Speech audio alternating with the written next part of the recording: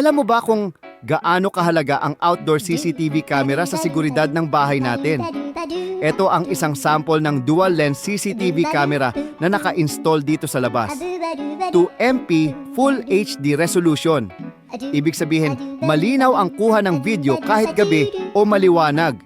Meron itong dual lens, kaya mas malawak ang field of view. Less blind spots, more coverage. 360-degree rotation. Sa app mo lang iko-control.